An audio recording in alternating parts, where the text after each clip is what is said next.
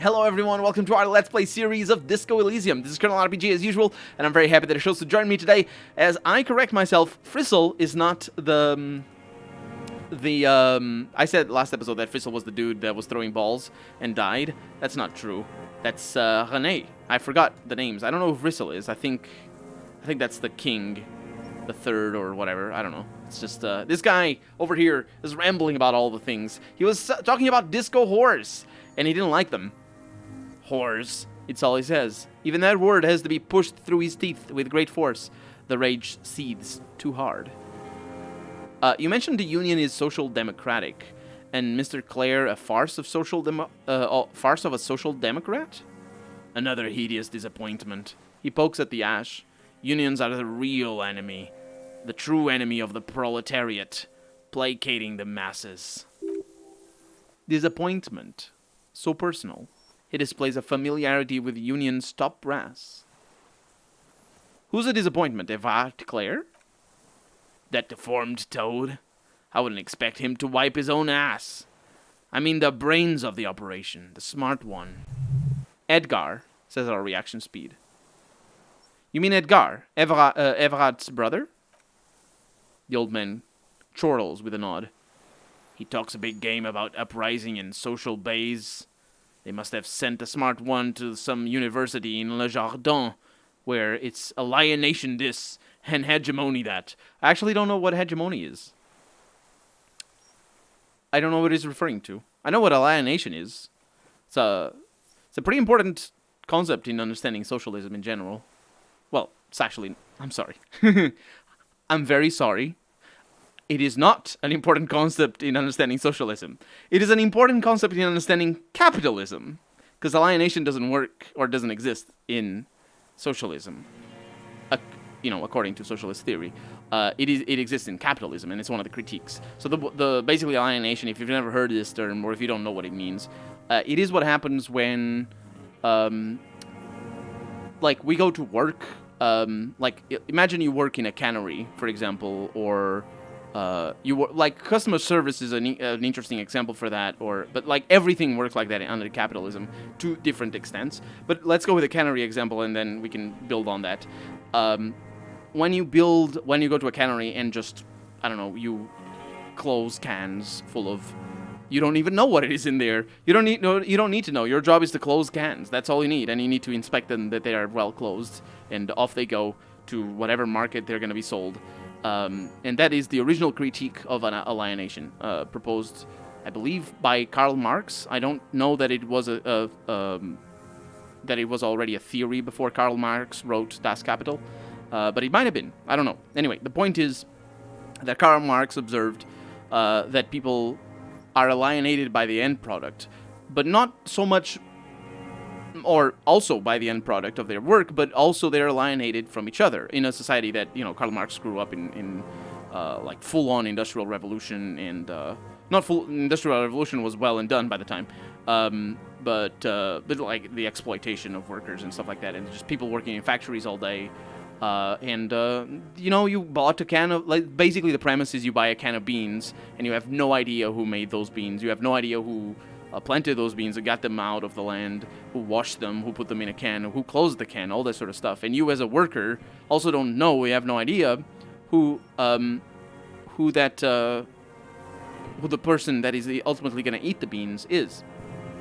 And then so this line of detachment exists in an industrialized society, but it also exists in a specific way under capitalism. And the reason why, I've only read the beginning of Das Kapital, or actually not the beginning at all, because I think the beginning, I read an excerpt from the page 200 and something, I don't know, I'm not a theorist, I don't know this stuff, but that is the premise of alienation, and that's what he's referring to, and it's a relatively academical term, but I personally have a different understanding of it, or at least of the effects of alienation, and that works a little bit better in modern day society, because it's hard for us as people who live in capitalism to really care about who made our beans, and that is alienation right there.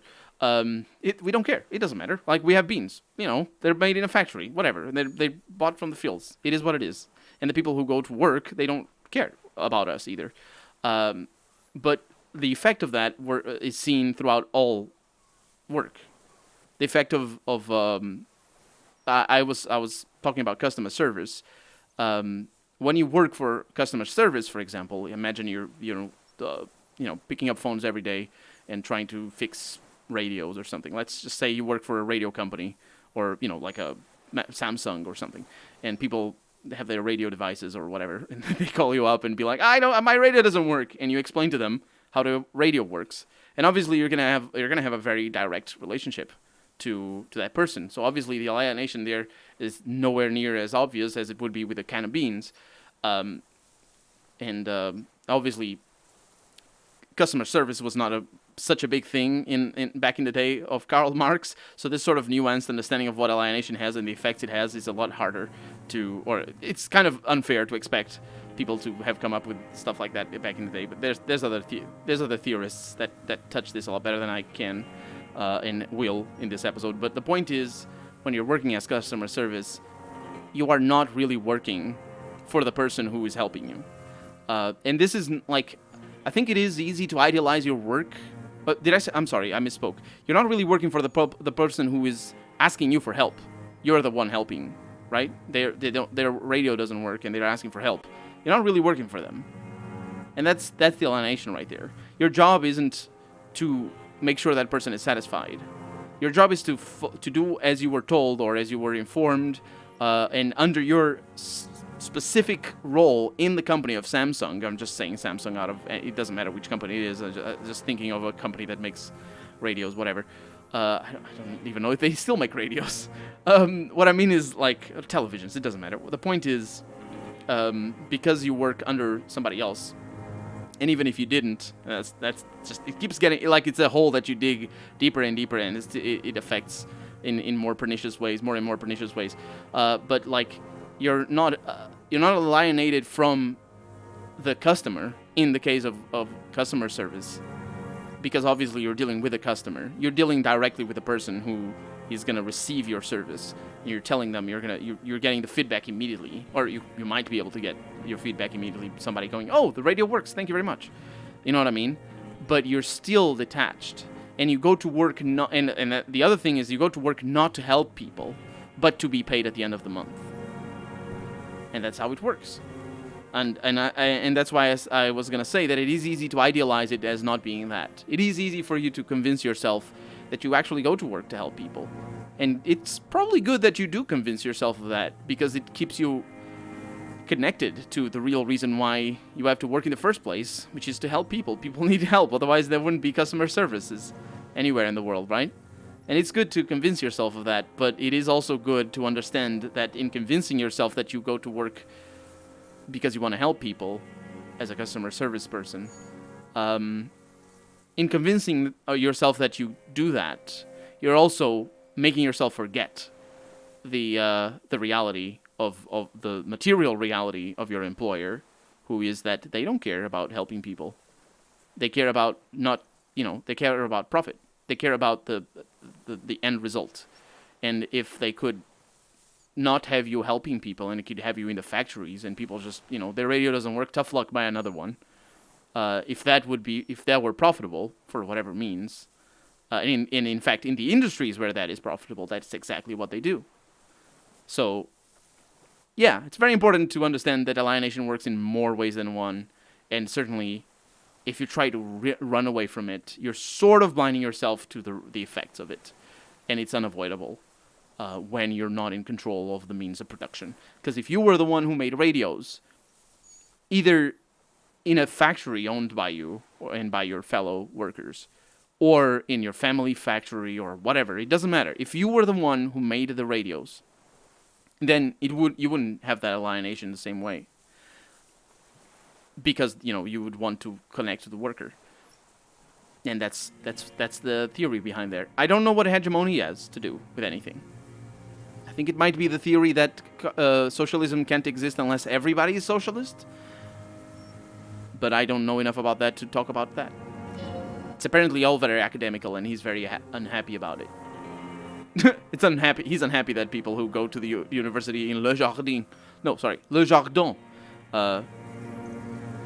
about that sort of stuff. Our suggestion says, he's been sweet-talked by this Edgar. They must have met in person for such animosity to have developed. That's our suggestion. We're not the first people you've met from the city, are we? You can't leave alone. He's stopped poking at the ash now. Just shakes his head. The Clares wouldn't miss a man hidden in their own backyard. Not all this time. Nothing happens in Martinez without them knowing. Of course, maybe the Clares asked them to... Says our logic. Don't go straight for the kill. Exhaust everything else first. Soften him up, says our suggestion. I don't think they did. Does this thing appear... Should this thing appear after we have discovered the motive? Or do we have a fake out? Do we not know what the motive is? Because we thought we know what the motive is. Have you approached them? I'm gonna ask. I haven't approached anyone. I've hid. It was the Edgar who came to me.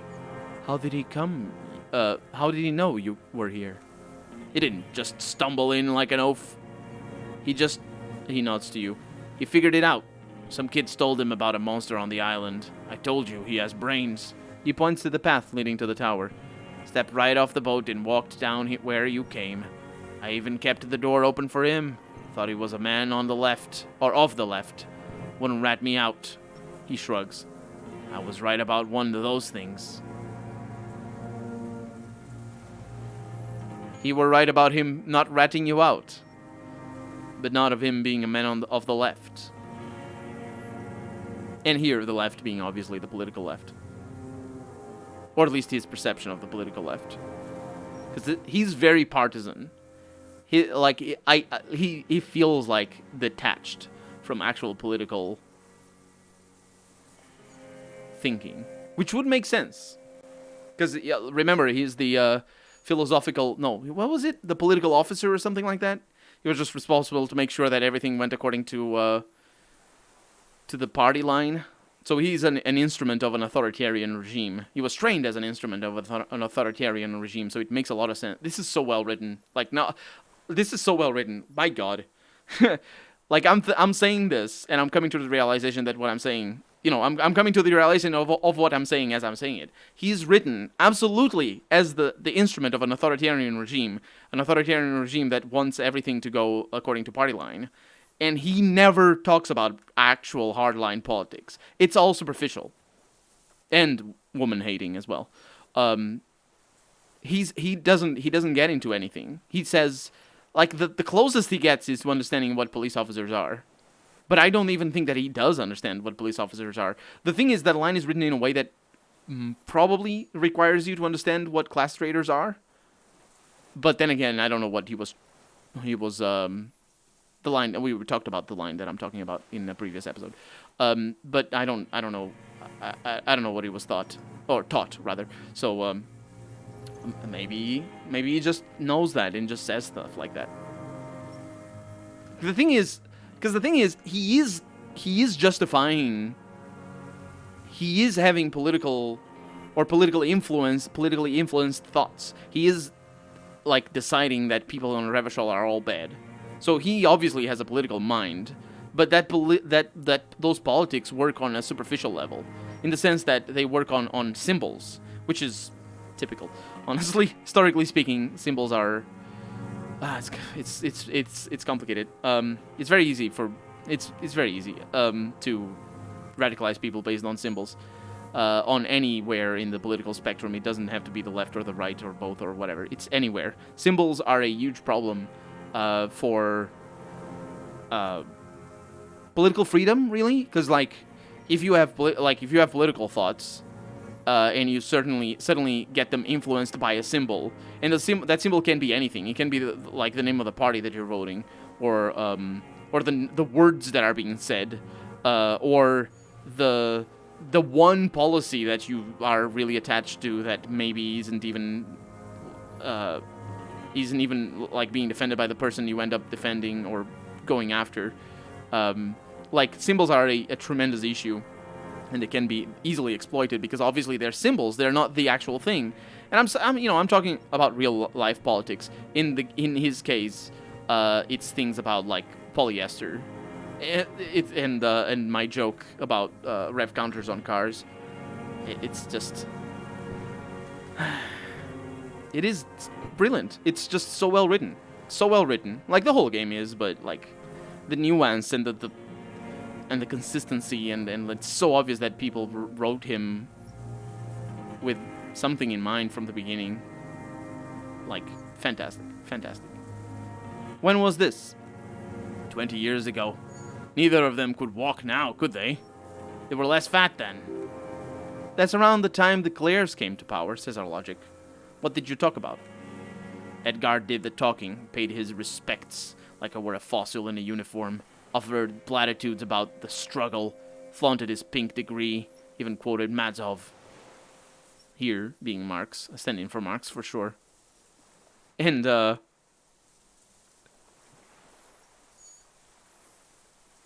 wonder what the pink degree has to do with anything. I don't understand why it would be pink or what the problem with pink is, or being pink. Never trust a social... Although pink is the color... It's interesting. Pink is one of the colors of social democracy. If not the color of social democracy. So maybe that is what it means there. Political movements tend to have colors, and I'm trying to think I'm trying to think if I'm right, because here in Portugal, pink is the color of the social party. No, socialist party. That's the word. Social party. Socialist party. The socialist party is pink, and the social democratic party is yellow. And the socialist party isn't socialist. It's social democrat, and the social democrat party is libertarian. Well, not a libertarian. It's liberal. It's liberal. So yeah, the yellow there being the correct color. It's also a little bit of blue, and I don't know what blue stands for. I don't know what political party has blue for or what political philosophy has blue for a thing. But anyway, it doesn't matter. It's colors and language and symbols. Again, it's the symbols. So yeah, never trust a social democrat who quotes Mazov. Why not?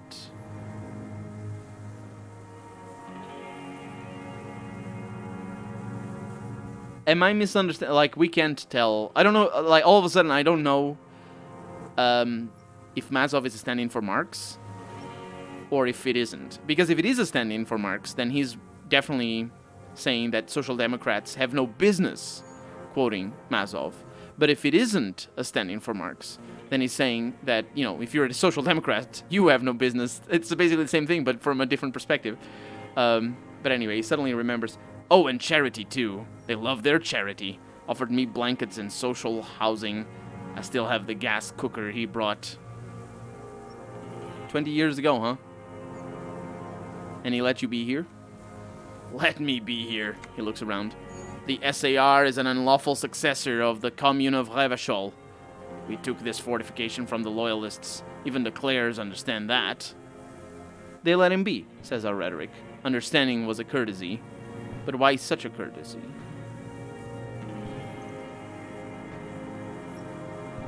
Because they had nothing to gain? Or because they actually had something to gain?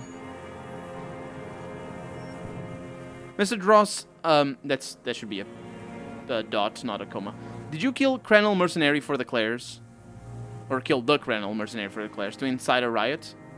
You know why I killed that fucker, droid? He shakes his head. As to Edgar, I'm not doing anything for that swine again. Again? What have you done for Edgar before?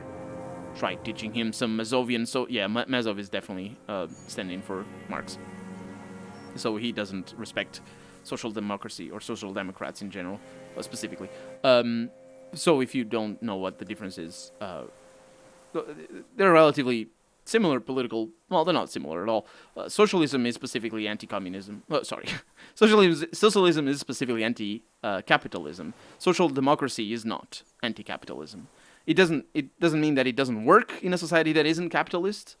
You can have a social democracy and not have capitalism, but it's specifically not anti-capitalism, which is the main gripe of people who want to abolish capitalism and then come in the social democrats and be like, oh, but we can fix the system. Look at this. Look at all the, socialized healthcare and other things, and they're like, but I wanted to destroy the capitalism, and now you're fixing it. And that's why socialists, some socialists anyway, criticize things like the New Deal back in the 30s and stuff like that.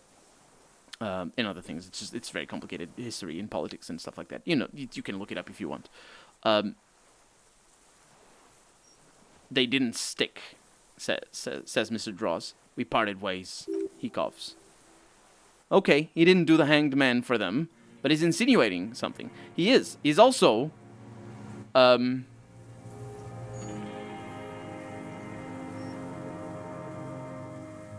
let's say this. What was the deal between him and Edgar? No. What is the deal between him and Edgar is what I'm asking myself. Ooh, double sixes. That's what I'm talking about. The connection comes to you like a splash of cold water. Dark, cold water. 20 years ago when you met Edgar, I'm gonna say, the Clares didn't run the Union yet, did they? A sputter from the old man. He acknowledges it. Here we go, a twist behind the dark bend. Who did? That bourgeois cow. Tiffane Hawley was her name. He narrows his eyes. Licked the rich man's hand every time he came to town. Never seen a labor leader so hot on mutual cooperation. And money, she liked that too. That Hawley was a real bridge builder and a deal maker. His eyes glisten suddenly with hatred. She was a woman, wasn't she? Like Klaji? She was. And she was real soft on those money men. Had a Barbara Moskova bag over her shoulder that she liked to bring to work. And then she just disappeared? Called in, they say. On the eve of battle. Ran away. Vanished like a piss stain. He squints and smiles at the black logs. No, that's not quite it, is it? Asks our logic. Did she? The lieutenant's voice is calm. They say her daughter called in, not her personally. Not she personally. But that wasn't really her daughter, was it? Nah, I guess it was not. You could swear you see the embers glow again under his eyes on the dust. Edgar had someone make the call. Why is that, Mr. Dross? She couldn't make the call herself. Here it is, the bend in the river, says our logic. Why? Because she was dead. How come? Because the cow caught a bullet in her right lung, fell into the canal grasping her tit and drowned. Or bled, hard to say. It was a sloppy job, on a moving target. She was going home, waddling, dressed in yellow. The colors that I was talking about before? That's the liberal one. Although it is also associated with sex workers in the medieval ages, but not everywhere in Europe. Specifically in Southern Europe and Western Europe, I believe. Probably not Eastern or Northern Europe, so probably it's specifically about liberals. Or neoliberals, anyway. Drunk like she often was. The ruins were black around her, and she had a yellow leather bag under her arm. She tried to cross the canal, heading home to Grand Coron or Betancourt. Some place like that, where they build those new battlements for the people who flourish in the hell around her and the ruins. You shot her. Someone shot her, he shrugs. His eyes grow cold suddenly. Or maybe the cow just fell. My memory's full of holes. All I know is nothing changed. Nothing in the material base, not in the hegemony. There was no uprising, just words. The Union fizzled, sogged. Nothing came of it. Nothing. Edgar didn't keep his part of the deal. Huh. A sputter again, nothing more. If you were to testify to this, give the RCM something on Edgar, you could walk. The lieutenant says in a voice even calmer, as if it were nothing at all. We would strike everything you've done and process you as a prisoner of war. You were in a war. You were on assignment. We could even extradite you to the Samaran People's Republic. A degenerate worker state? Goat shit! No thank you. I'm Ravasholian. He spits. My days are short. I will to rot away here in a moral intern cell. Or, no, not. That's not. That's a typo of not. I will not rot away here in a moral intern cell. I will not testify to anything. He coughs.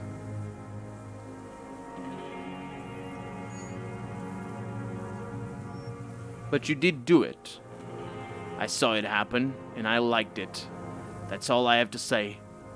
I didn't live and fight for 40 years to end up as a collaborationist. I've heard it on Channel 8, 4 a.m., I think, maybe. Radio, or 40 a.m., I don't know. Radio Revachol late night. Secret task complete. What happened to the previous leader of the...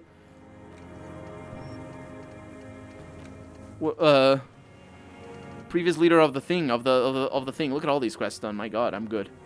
Yeah, that was a secret task complete. It's not there anymore. Everyone is a blobber in this world. Everyone betrays everyone. They're all already locked up for betrayal. The best ones, the ones with heart, were slaughtered, trampled. He looks to the city. The same old freezing hatred. There is plenty here to work with once he's in custody, says our esprit de corps. And the lieutenant knows it. He gives you a little nod to proceed. Well, but we can't proceed with the episode because we're out of time for the day. So for right now, I'm Colonel RPG, and this has been Disco Elysium. I really hope you've enjoyed it, and if you did, go ahead and leave a comment, like the video if you want to see the next episode come out sooner rather than later. But above all, thank you so much for watching, and I hope I'll see you next episode. Bye-bye.